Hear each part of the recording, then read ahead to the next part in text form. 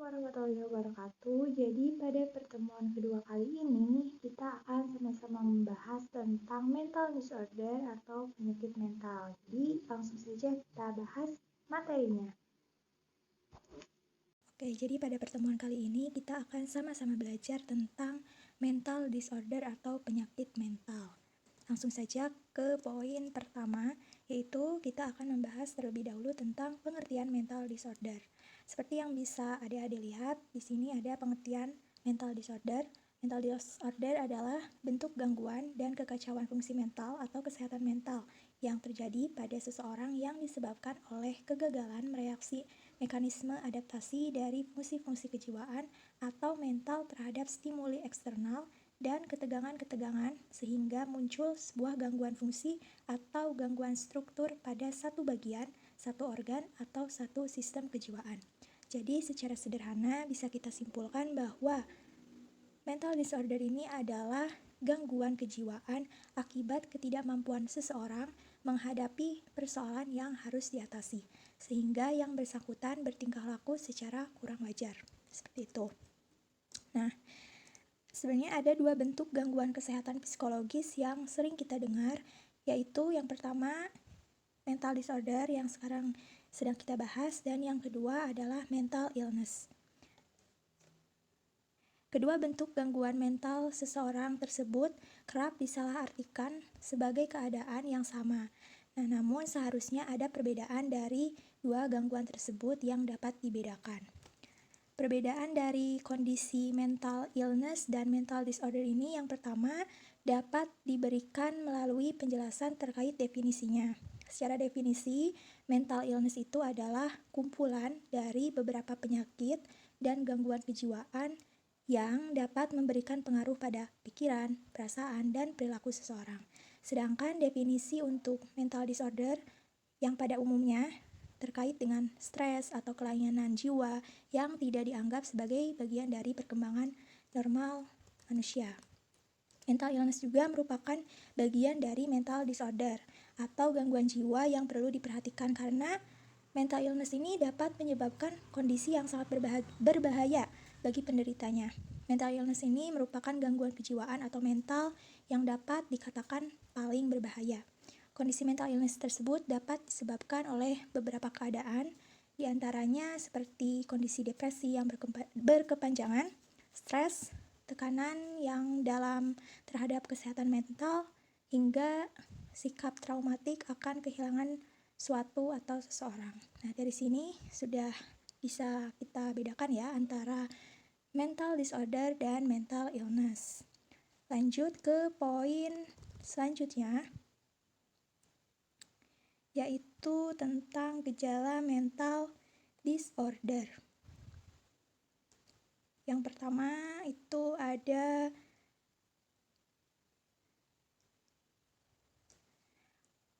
gambaran alam perasaan yang dapat terlihat dari wajah seseorang yang mengalami mental disorder itu biasanya tidak menunjukkan ekspresi apapun. Jadi ekspresinya itu datar. Terus yang kedua, biasanya mereka itu menarik diri atau mengasingkan diri, tidak mau bergaul atau kontak dengan orang lain. Dan juga biasanya orang tersebut suka melamun. Selanjutnya, gejala mental disorder adalah delusi atau waham. Delusi atau waham ini yaitu keyakinan yang tidak rasional atau tidak masuk akal meskipun telah dibuktikan secara objektif bahwa keyakinannya itu tidak rasional atau tidak masuk akal, namun penderitanya itu tetap meyakini bahwa itu tuh benar, sering berpikir atau melamun yang tidak biasa atau delusi.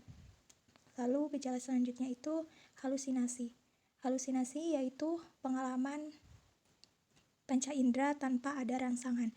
Misalnya penderita mendengar suara atau bisikan di telinganya, padahal tidak ada sumber dari suara atau bisikan itu. Jadi semua itu hanya halusinasi saja.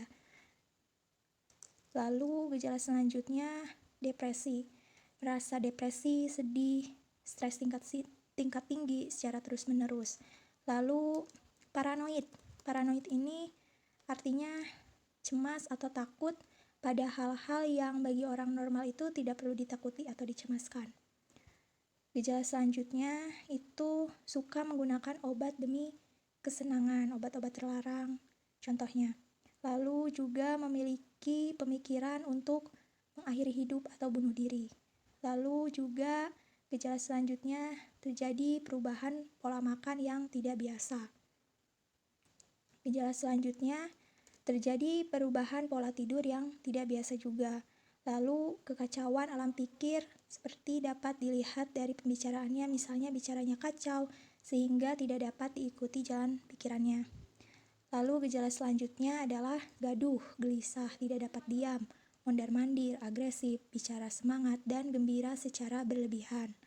Lalu gejala selanjutnya tidak ada atau kehilangan kehendak, tidak ada inisiatif dalam dirinya, tidak ada upaya usaha, tidak ada spontanitas, terus menerus monoton, serta tidak ingin apa-apa. Pokoknya serba malas dan selalu terlihat sedih.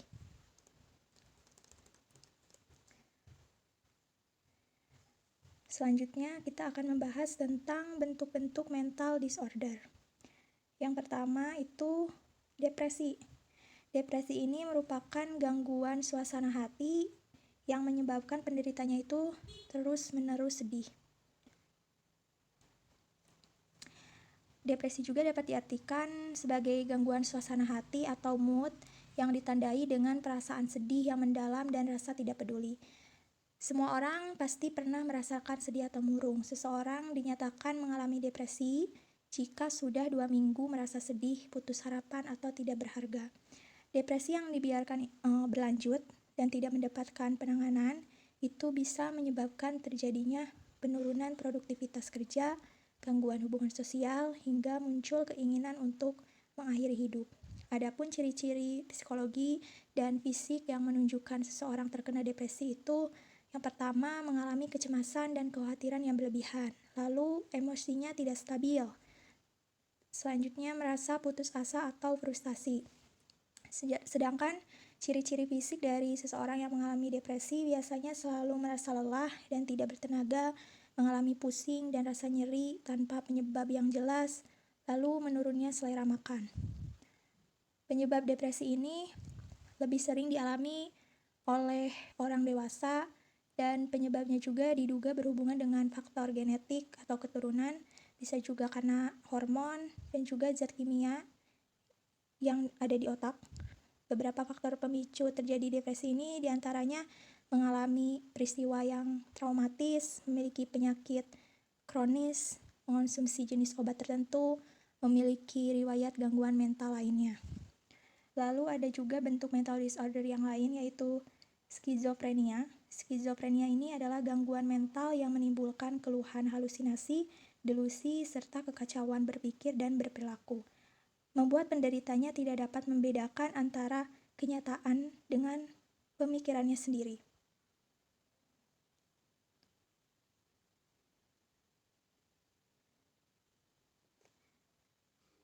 Lalu bentuk mental disorder selanjutnya ada gangguan kecemasan atau anxiety. Gangguan kecemasan ini merupakan gangguan mental yang membuat penderitanya merasa cemas dan takut secara berlebihan dan terus-menerus. Penderitanya mengalami panik yang berlangsung lama dan sulit dikendalikan. Rasa cemas merupakan reaksi alami tubuh terhadap stres yang sebenarnya itu bermanfaat untuk membuat kita itu menjadi lebih berhati-hati dan juga berwaspada.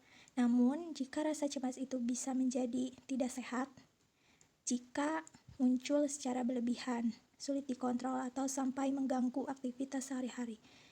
Nah, itu sudah termasuk ke rasa cemas yang tidak sehat.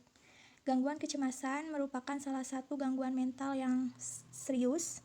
Kondisi ini dapat disebabkan oleh adanya masalah pada fungsi otak yang mengatur rasa takut dan juga emosi. Dan ada beberapa faktor yang dapat membuat seseorang lebih berisiko terkena gangguan kecemasan.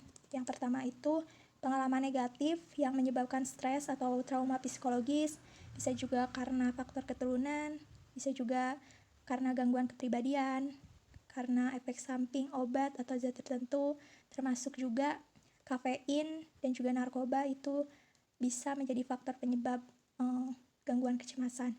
Lalu juga bisa dikarenakan penyakit tertentu seperti gangguan jantung dan juga penyakit tiroid. Bentuk mental disorder selanjutnya yaitu gangguan bipolar. Bipolar itu adalah jenis gangguan mental yang ditandai dengan perubahan suasana hati, atau juga bisa ditandai dengan perubahan emosi yang drastis. Seseorang yang menderita bipolar itu dapat merasakan gejala mania atau sangat senang dan juga bisa merasakan gejala depresi atau sangat terpuruk. Gangguan bipolar ini pada umumnya ditandai dengan perubahan emosi yang sangat drastis, seperti dari sangat berbahagia menjadi sangat sedih, dari percaya diri menjadi pesimis, dari bersemangat menjadi malas beraktivitas. Lalu apa sih penyebab gangguan bipolar sebenarnya? Penyebab pastinya terjadinya gangguan bipolar ini belum diketahui, namun terdapat dugaan bahwa gangguan bipolar ini merupakan dampak dari adanya gangguan pada senyawa alami yang berfungsi menjaga fungsi otak, namanya neurotransmitter. Gangguan pada neurotransmitter itu sendiri diduga menjadi pemicu oleh beberapa faktor. Jadi dapat dipicu oleh beberapa faktor. Yang pertama bisa dipicu faktor genetik, bisa juga karena faktor sosial, bisa juga faktor lingkungan, dan bisa juga karena faktor fisik. Gangguan bipolar yang tidak mendapatkan penanganan dapat menimbulkan dampak buruk bagi kehidupan penderitanya, seperti performanya di sekolah atau tempat kerjanya menjadi memburuk. Lalu bisa jadi juga penderitanya akan kecanduan alkohol sehingga akan menyalahgunakan nafsa.